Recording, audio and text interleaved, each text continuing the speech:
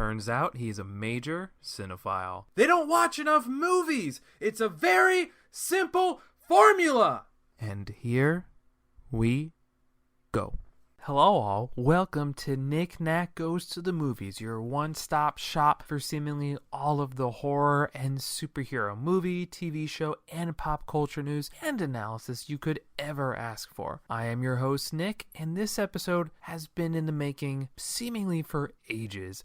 Some people like Friends, Seinfeld, New Girl, The Office, or some similar enough show as their feel-good watch-on loop, who knows how many binge-throughs piece of programming. Well, if you know me or have heard this podcast before, you know that ain't me. I am many things, but Sitcom Nick is not one of them. I honestly didn't have a show like this until I got to college, and while I watched a fair amount of Dexter back then, one show was the one piece or series of media that really picked me up whenever I was feeling down in the dumps. To this day, I don't really know why. Maybe I watched it to say, well, things aren't that bad.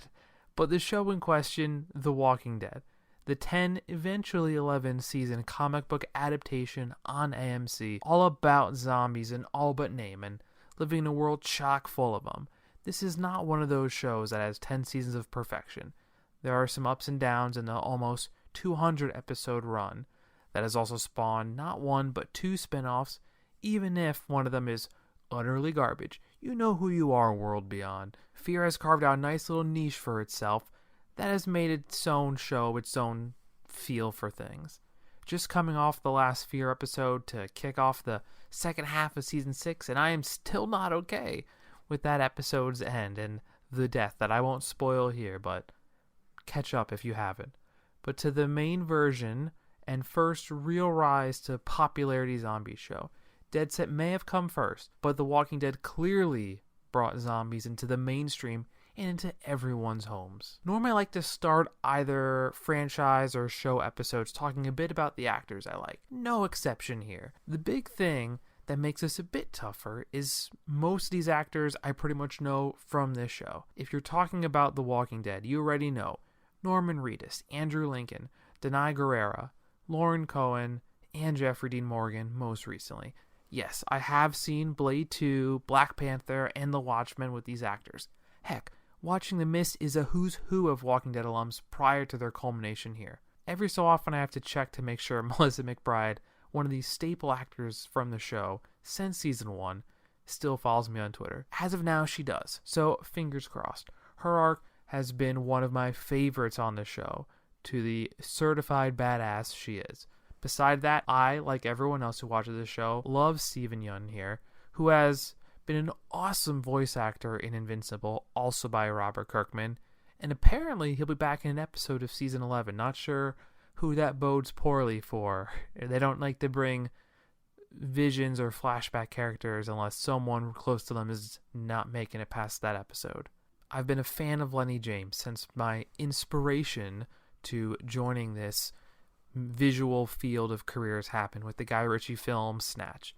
He's been a staple of the new main cast in the Fear spinoff as well. But from there it goes characters who were super important but have relatively few episodes now comparatively in the grand scheme of things. Michael Cudlitz, Chad L. Coleman, David Morrissey, Jeffrey DeMunn, and of course Michael Rooker and Jon Bernthal. There are so many small roles that are amazing. We will get into how much I love Bernthal and Rooker, but there are so many good performances here, especially since both those actors have gone on to be in the MCU, the DCEU, and Scorsese film. So if nothing else, the role players and of course the stars of the show are awesome. The big sticking point for most people, of course, will be, do you like zombies and gore?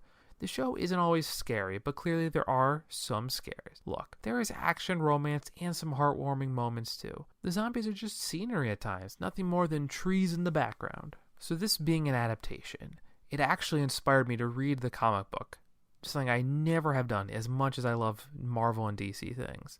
I may not have finished it, but I've read up to a point. It has been a while to say the least, and while the TV version has some obvious dark moments, look at the flowers, brutal bat bashing head moments, cannibalism, and so many more things. While I love all the dark, depressing moments, heck, that just describes me as a person. Sometimes a show making powers that be had to pump the brakes on some of the more messed up moments. Lori dying was always going to happen, but in the comics, instead of dying in childbirth, a little dignified, Lori gets shotgun blasted away while holding Judith, killing them both. No baby deaths on the show. Yet.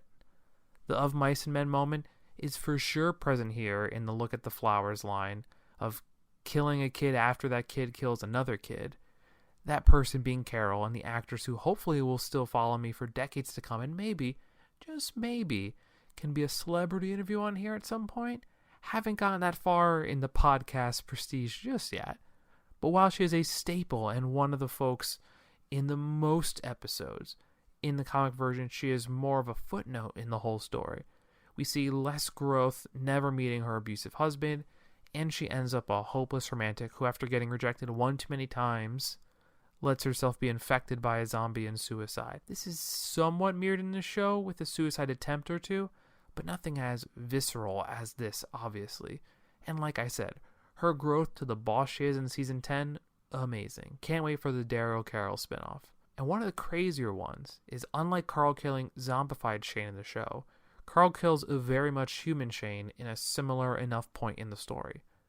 And somehow, they never had Rick lose a hand to the governor, as many times as it was teased, especially by Negan, but they had enough apocalypse amputations to go around the show. And lastly, the torture scenes between Michonne and the governor could never be shown here. That would have to be an HBO show to get that in there. The stuff is an insane read, and I'll say this, to the HBO thing, part of me wonders how the show would have been on HBO with a even more of a free pass to seemingly get away with whatever gore. I mean, some of those eyeball crushing scenes in Game of Thrones are insanely gory, and one can only imagine what could have gone down with The Walking Dead on HBO. Let's not get too excited and talk about what we're going to talk about, though. Besides the hardcore parts that were kept in print, most of the big changes come from Rick not being in a show till the end, Morgan still being alive and on his own separate story world, Andrea being killed off way early, Dale surviving for much longer, and of course the Dixon brothers being a exclusive ad just for the show. Some deaths existed in the comics, but much later on. Tyrese was introduced much later in the show, and not the one beheaded by the governor, and Abraham went on from being shot in the head by an arrow to being one of the two people bashed in during the same Negan bat beatdown along with Glenn. Man, they loved faking us out with Glenn deaths only to leave it comic accurate after an awful cliffhanger that, if you could pinpoint a moment where things went a little wrong, many people would tell you that's the moment they stopped watching the show, not seeing Glenn die right before that. But if they weren't turned off then, Glenn being one of the two to die, they were certainly turned off at that point, which once again, that is in the comics. It is what happens. It was a cliffhanger for me, but obviously I'm still watching the show and still do consider it to be a show that I quite enjoy. Alan and Ben, super useless and underdeveloped in the TV show version too. But think of this kind of like a multiverse that's going around with Marvel and maybe the DC after all. Both stories are good, comic and TV adaptation alike, in their own right. A ton of the same plot beats and characters are in both. The order is a little bit different, the role player is a bit different, the lengths are a bit different, but overall, both are lovely stories about people and zombies having a grand old depressing time. So now that the prelude is done, let's get into some overall season breakdowns. I started off the show a bit later. I started live on season 3 and beyond. So when I first watched the show, I was playing catch up. So I did not jump on it immediately day one. I was too busy with AMC's other things like Mad Men anyway.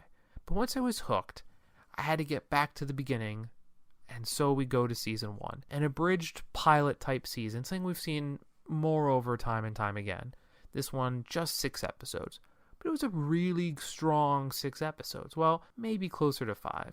The beginning, the first few episodes of seeing Rick trying to figure out the world around him, the new hell he's living in, finding out his wife and son are both alive after who knows where they are. And this group we meet has the Dixon brothers, never together, but it has them, and Jeffrey Dean Morgan is awesome as the moral compass father figure. This close-knit group of people just trying to survive, seeing a big city zombie world, and the ever-growing love triangle conflict that was just waiting to blow over and come to a halt. Jon Bernthal is amazing here, seeing the good, but also the problems having his friend come back and maybe doing his wife is going to be an issue later on. So many characters early in The Walking Dead are at fault just by given circumstances, which is wild in a world where the circumstances are zombies, which somehow they're never referred to by name. Walkers, deadheads, geeks, zeeks, something else. But you would think they would be some person in this show world to use the word zombie, which apparently, because this story exists in a world where zombie pop culture never existed, that's why they don't say it, even though it would be fun to have some meta-Scream-like analysis in The Walking Dead. I just want Scream 5, folks. But the group fun, short-lived, enjoy the little moments things highlighted in the Zombieland series is for sure at play, where one nice heartwarming moment is broken up by some abhorrent sequence of horror, sadness, or most likely both simultaneously. There is something nice about the liberal use of air quotes here, real things going on, about a nice moral of living for the moment, and there's death around every corner. In this world, literally. The highlight intro of Merle and the whole Rick, new sheriff in town, pew pew, finger gun holster and all that. Town sequence, coming in, riding up on the horse. Seeing other groups like the Vatos who are just trying to protect loved ones. It's a nice moment seeing a bunch of hardened survivors doing all they can to keep a nursing home active and protective. I always like that storyline, and one of the big issues with this season has nothing to do with this specific season. There's a deleted scene that would have kicked off season 2 after the CDC explosion, which we'll get to, but in short, it would have provided closure to the Vatos and been a nice teaser to the whole man is monster idea that's woven into not just this series, but a lot of sci-fi, horror, sci-fi in general. Jurassic Park does that in spades. Last point of season 1, the CDC episode, what a weird way to end the season, especially being a short one, something that never happened in the source material. No way does the show end with a zombie cure, so it feels out of left field and a weird tangent. I didn't mind it as a one-off semi-filler episode, especially when others later on in the show become much worse fillers, but overall, super strong season that leads to a more mixed sophomore outing. So having started with this season, my first foray into the show was actually one of the best moments from season 2, in the halfway point in the episode Pretty Much Dead Already. The big episode reveal of Sophia in the barn and the huge Walker shootout. Now there are some pros and cons overall in this season.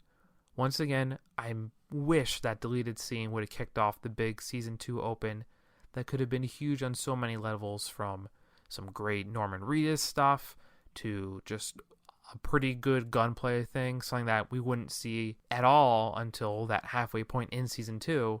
It just could have been huge on so many levels. The canon beginning was still dramatic and tense, keeping the mood intact with tension and drama needing to hide from large groups of zombies, and the whole group still felt small and intimate. You knew and cared for every member you had been introduced to. As the show went on, there just were probably too many characters to keep track of and have a rooting interest in most of them. But everyone has their favorite few, beside the main group, which for the most part everyone's about. This also may be a good point to mention. Sophia, who dies crazy early in this show, actually makes it way longer in the comics, going on with Carl to have a relationship and make it through to the very end of the narrative. The biggest complaint here is that somehow this all feels like it drags on just a bit. Farm time takes a while to develop, and I remember the well water zombie episode, and a few too many moments, it all just feels so drawn out, and ultimately pointless to the grander narrative. And not every moment has to be linear story drive. There can be really good character development episodes and moments in media overall. But things I for sure like here, even if it's not real Merle, seeing Michael Rooker, even for an episode, especially being one of the first we get with the at least on display Dixon brothers relationship. I mean, that togetherness is huge. I always wish the one character pairing I never saw together would have been awesome is any moments with Merle and Shane in season 1. It never came to pass. So many missed opportunities for me. I would have had so been curious to see that relationship somewhat exist. The Green family introduction is lovely. The late Scott Wilson was an integral part to the first half of the show, and of course, Even though she took a long hiatus, Lauren Cohen is easily one of the few people who viewers will remember and think of when they think of the show and its legacy. And while I love me some Jon Bernthal, especially in this role, there are parts I just kind of pass through in this. But I cherish all the small moments we will have with his character in this world, and his more villainous turn of letting someone else die for the greater good, and his turn to madness of trying to take away this family he had when Rick was dead, and the moments of their friendship and its eventual Shakespearean tragic end. I love it. But there are quite a few parts here, especially the rival bad humans we first meet, that are just sort of okay. There is something kind of fun as a once upon a time viewer who can't wait to rewatch it one day at Disney Plus and the spinoff in Wonderland, who I've never seen yet. There's a lot of alums in this show. Here, this group of a few rival people having Michael Raymond James, the first love of series lead Emma Swan, as one of the guys is like Dave and Tony, and he doesn't last long, but it's always fun. You know, the fun we have is seeing actors and people we know and things and other things. The romance of Glenn and Maggie is great here, and Beth even gets some time to shine. They do a great job using her singing voice for in-world music moments. Overall, the main Green family members, especially those that stay, great. It would not be a Walking Dead season without some deaths, and like I said, the acting of Madison Lintz as Sophia, awesome. Apparently she's carved out a role on Bosch, a show that I have never seen. Maybe one day, but it's one of those shows you just always hear about. And her death scene is easily one of the sadder and emotional moments of season 2. And that just happens at the midway point. The eventual deaths of the two sides of the same coin in both the moral compass of the group in Dale and the most militarized member of the group in Shane. And the two have probably the most interesting dynamic explored in season 2 if you exclude the awkward love triangle that comes to a head with the penultimate episode of the season. And if you thought the whole of season 2 was slower, which while not bad to have more character exploration episodes, the end farm explosion zombie shootout, scatting the group all over, just the fast zombie mass action of our first big herd bit, like the fights, the deaths, and while not main characters dying here, they had to trim the hedges a bit, but the action was beautiful, and the direction the show went with making Rick the alpha leader and the important relationship development between Glenn and Maggie just kicking off was beautiful. And the tease of Michonne, who would go on to do so much in season 3 and beyond. It has a strong middle and end overall, but some parts of 2, compared to what we had, make it a bit more of a mixed bag, and the show might have taken a bit of a hit with losing so many amazing parts of the OG crew so early on. These people aren't the red shirts in Star Trek. These early deaths were some of the best characters in the whole show, but we will get to that once we get past the prison seasons, which we are going to start off with the next of these story arcs in season 3. So I will just throw it out there. I love season 3 of The Walking Dead. I think this season is a masterclass. The first real settlement episode for our heroes. No, I'm not counting the farm that way. It always felt like a place outside of the wild world of zombies they're all living in. So season 3 gives us a franchise staple actor in Denai Guerrera playing Michonne, who's easily one of the coolest in the show. Look, anyone walking around with a samurai sword is gonna be cool, but she brought so much more to the role that could have just been a cool, badass character. The depth there, and she provides some fun levity in this world that not every character can provide. David Morrissey, somehow the best actors on this show are all British, something I never would have known with Andrew Lincoln until I saw clips from whatever holiday romance movie he's in.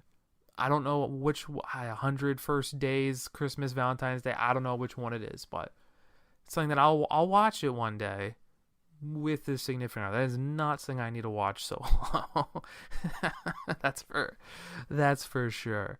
But David Morrissey, his stay as the villainous governor and seeing how seductive and charismatic he is with his leadership, especially hiding his true villainous nature. I love it all.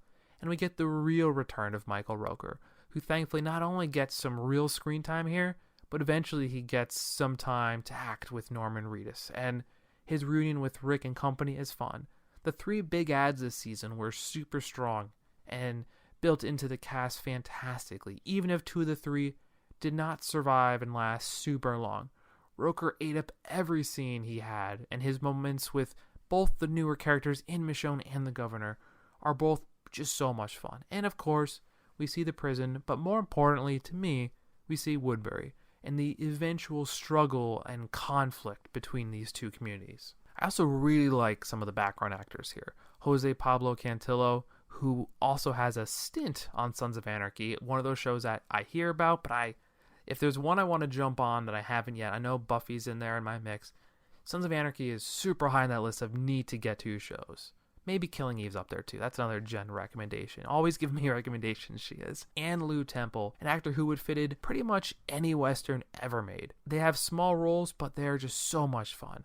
I feel like I connected to characters of varying degrees of importance to the overall story way more this season. Lou's character, Axel, also has one of the best joke anecdote stories overall. He had a brother who had a money problem. He wouldn't lend me any, and it's a lovely jest before immediately getting shot in the head and then super shot up the whole time. A wild turn, but one of those memorable moments to be sure, no matter how small of a role it is. This is also our first look at Chad L. Coleman's Tyrese, as well as a brief reintroduction to Lenny James's Morgan Jones after season 1. Even if it's just for a moment, it's a really nice tease to his eventual return to the main cast. If only that could happen instead of dragging it out through seasons 4 and 5 and having it finally happen in 6 in full. It happens in the end of 5, but in 6 he's back in the foray. The prison clearing zombie attack is awesome, and once again, the claiming of a space is just a cool scene.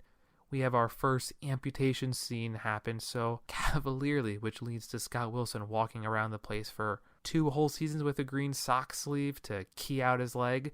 TV things and all that. The prisoners may not have always been the most threatening or exciting characters, but Lou Temple really grew on me as the season went. And yes, we did lose a bunch of fun characters early, including Lori, played by Prison Break alum Sarah Wayne Collies. Prison Break, the show that was my first show of all. That was a Nick and Debbie show, as well as T-Dog. That actor was actually the reason they got a celebrity zombie cameo in the show at all in Hines Award. But seeing Woodbury is an idyllic place that has somehow kept its humanity and that darker turn. I weirdly might like Woodbury even more than Alexandria, the Kingdom, and the Sanctuary. We will see what the Commonwealth story brings us in season 11. Well, it would have been nice to see T-Dog and Meryl meet up again, especially of how they left things in season 1, T-Dog accidentally abandoning him on a roof handcuffed to a pipe with zombies coming. Something that is a bit of a trend here as I'm looking into this show of these missed relationship opportunities that would have been nice to see, but just they miss out on those reunions somehow. He may not have been the most developed, but he too was one of the few fun characters that, while most people can't make it to the end, so many of these characters you just wish had made it at least to Alexandria. Gosh, if Tyrese could have made it there. But sometimes characters have to be lost for emotional resonance, for other characters, or just a certain part of their arc. Even if we fans wanted more, that arc has concluded and all that. That's what the showrunners say, that's what happens. The biggest issue I have with this season, well, for starters, having it even more hardcore, a bit closer to the comic version, would have been awesome. And of course, what the eventual end of Andrea's arc, portrayed by Laurie Holden, was. She was apparently booked for way longer on the show, and then they had to come up with a way to end things much sooner for some reason. While we obviously love and ship Michonne and Rick, we all know Andrea was done super dirty. She became the badass character we were all looking forward to seeing take on the apocalypse, and her growth with Shane, awesome. We almost thought she was going to be able to save him from himself, and when she left, she was still kicking, but somehow along the way, she became an ultimate victim of the governor and his charm, being literally seduced by him. And when she does end up in the prison with all her old chums, just hoping, as a viewer, the assassination of the governor would happen and she would reunite with everyone, to instead just falling off and being seduced by him. And when she finally tries to get out, the last moment of him hunting her down and laying kind of a saw trap for her, and she just goes out in whatever the opposite of a blaze of glory is. That's probably my biggest hang-up with this season. But otherwise, so many good moments. Seeing a military group being dispatched by the growing evil governor and his people. People who don't actually seem all that bad, but they've just fallen under his sway. The big hunt through the walkers in the woods between Merle and Michonne, and there's a great part in that moment where they do like a walker-gram as like a message, and it's go written in arms and then a back and go back. I always thought that was pretty good. But just, anything with Merle and Michonne this season is great, but the action gunplay just throughout the season, there's just more bigger moments here that are a nice setup to the larger scale battles between warring groups of people. So that would be explored in seasons of the future much later on. Sadly not here. And while it didn't matter much in the long run, this season also started to turn of having dead characters come back in flashback moments, and even a glimpse of Jon Bernthal haunting Rick from beyond the grave. Way more Jon Bernthal, which is my favorite. Even though Andrea didn't go and get her moment of glory, Merle's death surely was spectacular, and one of the most memorable parts for me. After thinking he was going to go back to the governor, he decides to try and take him out, not on a date, himself.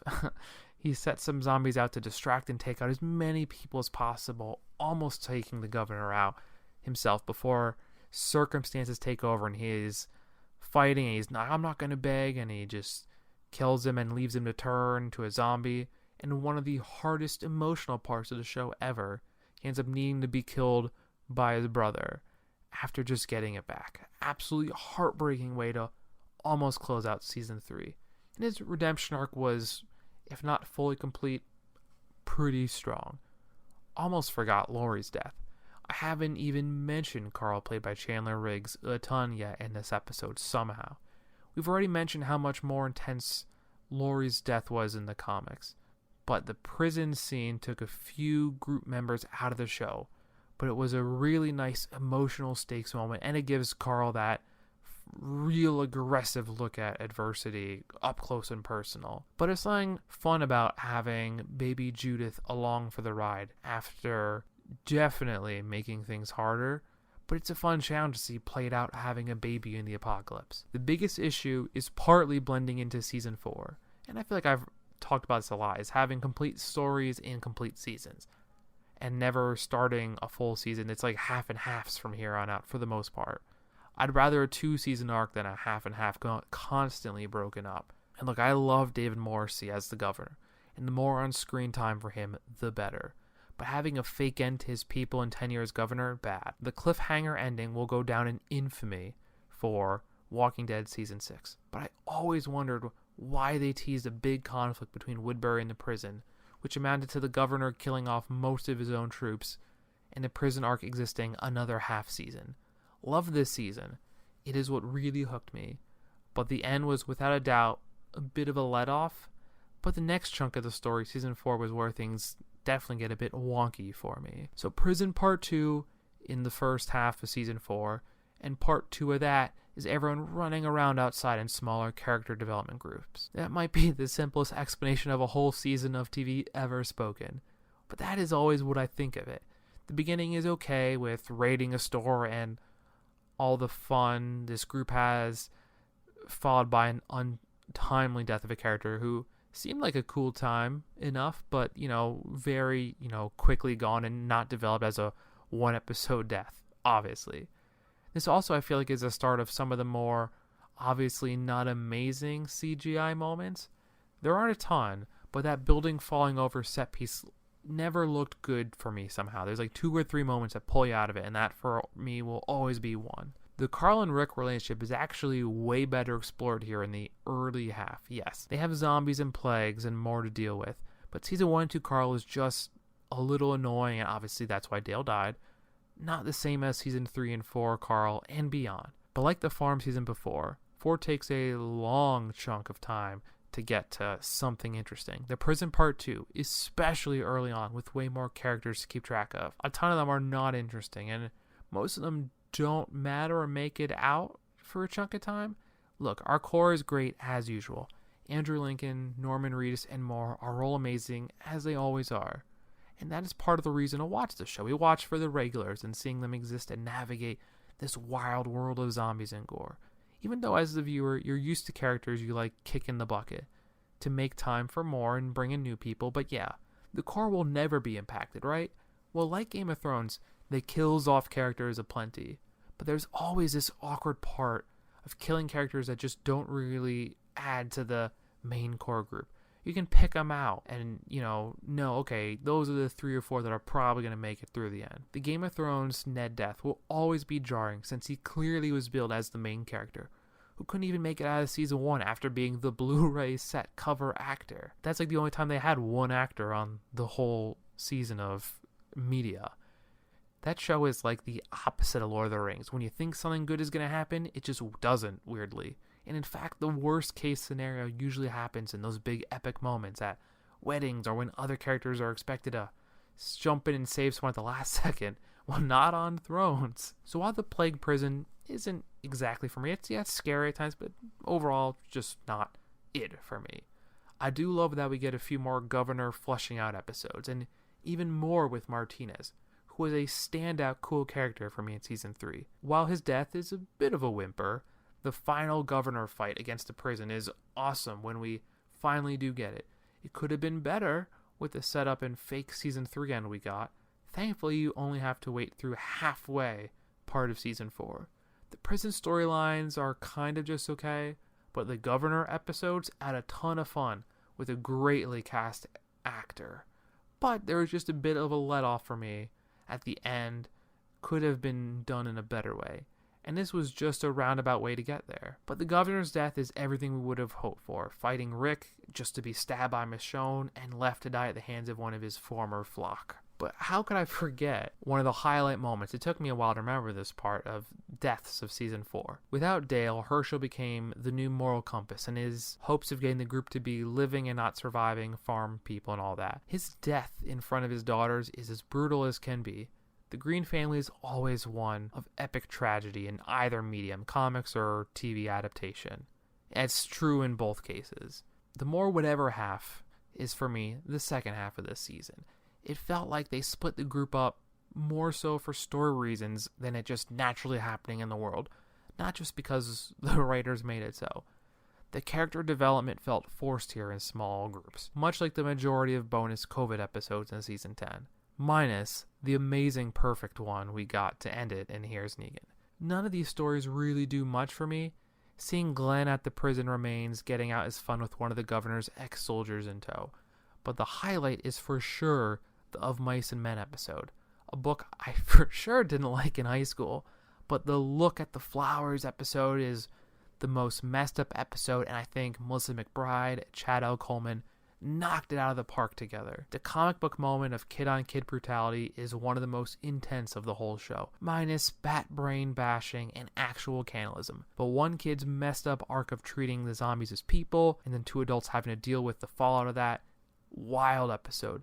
Easily the best one of the second half ones. There is one fun storyline that exists right at the end, but kind of like the prison arc, it's a bit too broken up. The cannibal group is a great new danger and shows just how messed up things are. This group being led by another one of the Once Upon a Time alums in Andrew J. West. It was always weird seeing him in the final season as adult Henry Mills, who was supposed to be one of the good guys, if not the goodest of guys. But I always remember him as cannibal leader guy. Just think that show gave us Sebastian Stan as the Mad Hatter before his Bucky Barnes stint. I'm sure we're all eager to see the end of Falcon the Winter Soldier.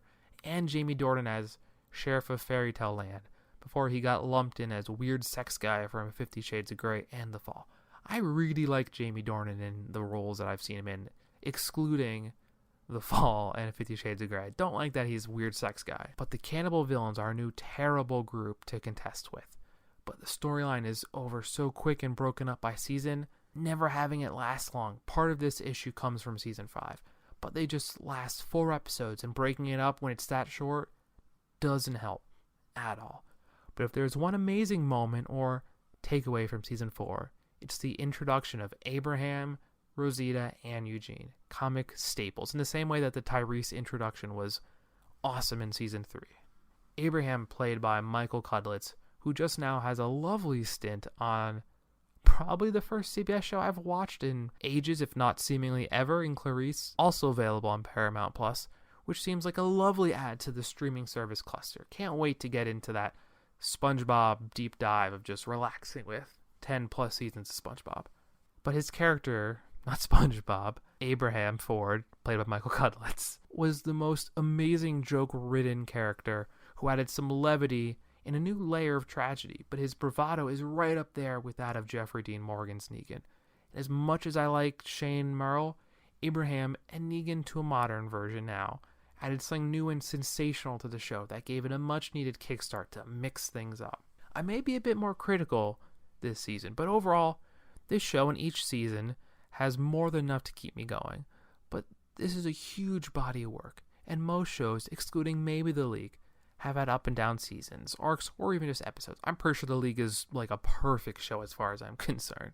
But these later seasons of Walking Dead have also just overall had some amazing somber tracks. And not just the orchestral bits, which you know me, it's one of my 3 favorite genres, hip-hop, oldies, and soundtracks. There's so much music that I have, either composed for the show or just other sensational tracks that they sprinkle in with lyrics and all that litter my iPhone. This was one of the first shows I needed to have Shazam at the ready when watching it. So on to season 5 we go. This will be a 2-part episode, so this is the last season we'll talk about in this one. So the start of season 5 is insane and action-packed, like the best, longest, most hardcore open in ages. Maybe since the first episode in season 1 with the whole big city zombie infestation. The group almost gets taken out by cannibals, some of the biggest names, and Rick, Glenn, and Daryl, and they're in way more peril than seemingly ever before. They're already teasing Glenn getting wrecked by a baseball bat, or just dying. The show does like so many moments of Glenn dying one way or another. Gosh, they were rough treating us with Glenn down the stretch. So we do have some great moments with the cannibal group from Terminus. It just stinks that it was wrapped up so early. The beginning of the season slaps, and unfortunately gets mixed up a bit with Gabriel's introduction. And if there's one character that starts off brutal, early Andrea was something, Carl was annoying, sure, but Gabriel took ages to get palatable. Way more Weasley than Eugene, and that is saying something. But Eugene does get worse in the second half of the seasons that exist as of now. While season 5 isn't inherently problematic, it is very much all over the place. The cannibal stuff is cool, but short-lived. I actually like the hospital arc since we get a little more apocalypse cityscape stuff in Atlanta. Something different from the empty highways and roads we've gotten used to in the past. Some character deaths happen early on.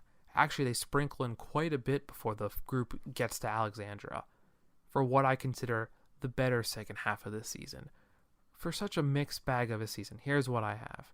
The Beth death, it rhymes, is brutal and heartbreaking in all the right ways, but we fly through many story arcs here until we get to the new, grander, most built-up community since Woodbury, and our main characters never lived there. So the hospital arc, I like it. I just wish the ending wasn't nearly as vague as we left it. That's why the Vatos thing of the deleted scene, their fate is unknown, where in that season 2, you know what happens. I don't like vaguity. I like knowing what's going to happen, or at least knowing that down the road there'll be some payoff and not just, okay, we're done with that group, time to move on. But if nothing else, there will always be something fun involved with having the lead of Everybody Hates Chris all grown up and Tyler James Williams here. He seemed like a nice fun add to the show for the brief time he was on it. This season introduced and ended characters like crazy, and his death, wild, being eaten and having his jaw torn up right against a glass, like one of those doors, and the circles that you move back and forth, and Buddy spins around in New York, and they have like zombies on two ends, and the one guy tries to weasel his way out, and then that leads to this guy dying. I remember that scene, and I watched it again recently. It's so it's one of the more gory, messed up parts I feel like I remember in the show, and there's quite a few, but that one always reminded me. And it's not Everybody Hates Chris anymore, it's Everybody Hates Chris, am I right? But and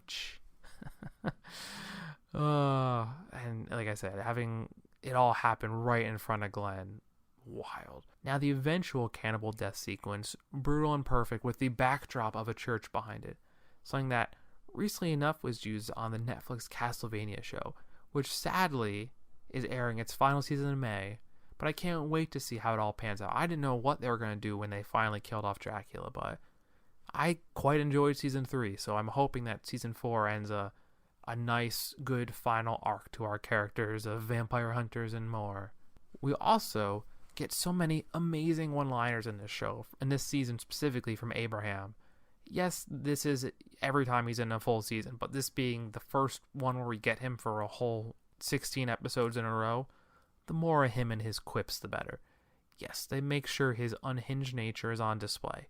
And obviously, once again, quickly ending the notion of finding a cure ever really being serious. Like, oh, Eugene can fix it. There's no way the show is going to be the fix the zombie show. This is the making it through the hells of life nowadays show, which is better. I think that's better. So many movies end with finding the cure. We don't need that every time. While I love Abraham every time he is on screen saying words or gleefully killing zombies, Carol and her badass nature is on full display. In one moment, she is single-handedly taking out a cannibal complex. The next, she is feigning the unassuming housewife. But clearly, she's always in control and always ready to take names and kick ass. Melissa McBride, the best in the show. And I love that scene with her making cookies and, having veiled threats to a child. Because, that turn of her on a dime of being nice and unassuming to taking no prisoners is insane. I love her on this show. This season actually gives us the best episode, I would say, at least maybe not of all time, but it's one that I will always remember. And it took a wildly different approach. A more artsy, deeper episode. A little more abstract. Yeah, I don't love them killing Tyrese, but having so many dead hallucination characters come back with Beth, the governor, the two sisters who were under his charge before one killed the other. They just do it in such a non-linear, deeper style, and that episode always had me so interested and curious. I love it. Even if it means I have to watch him on the Sci-Fi, now Amazon Prime show The Expanse. I actually was going through his IMDb and honestly forgot he was on Arrow for a hot second. Everyone was seemingly on Arrow, though. Once we get past that, we do have some awesome community scenes with our first half chapter introducing us to Alexandria, and the setting is fun. Seeing our cast try and adapt to life in a community that has remained mostly untouched since the apocalypse started, and it leads to amazing things to come with their taglines of a larger world coming in full soon. You may not know all of the members, but at least it's a start to get to know most of them. There is some bad here too. The Wolves is our next group, super forgettable compared to most of the villain groups. And it's an appetizer for what's to come in the Saviors. But I just don't remotely remember caring or thinking they were a big deal. That is more setup, but while the new area is nice, the element is bad. And some of the Alexandria stories are good. Rick saving someone from spousal abuse, good, love it. But tying it so tightly to trying to get with her and wanting to murder her husband and who knows with those kids, it kind of makes you think twice about Rick. Sometimes that seasons 4 to 6 make you do, and even 7 a bit. And you want to make your characters complex, but I don't love questioning Rick's goodness and sanity in this world. Lastly, the show just has trouble figuring out what to do with their younger kid members. Judith has been great after the time jump, but most of these kids are in love triangles and all dying left and right, or just annoying younger kids. It never works for me. The good random fun fact I want to throw out there, the show makes you think Norman Reedus would be an amazing Ghost Rider in the MCU, if Diego Luna can't do it, because he was awesome at one of the best parts of Agents of S.H.I.E.L.D. down the stretch. His turn as a character was amazing, and I wish we got more of that. But if they ever want to go in a new route, or multiverse, have them both some way, Norman Reedus, known for cool motorcycle things, there's a part where he has a chain and he whips 3 zombies' heads off. It just feels right at home for the character.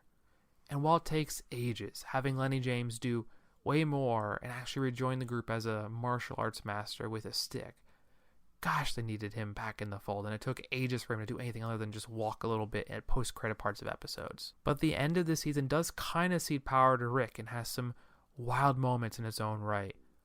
But before we get to the end of Part 1's episode, let's remember that the lead from Gotham, Robin Lord Taylor, who played Penguin masterfully on the Fox show, was on this for 2 episodes. In this one, he got his throat slit by the cannibal people.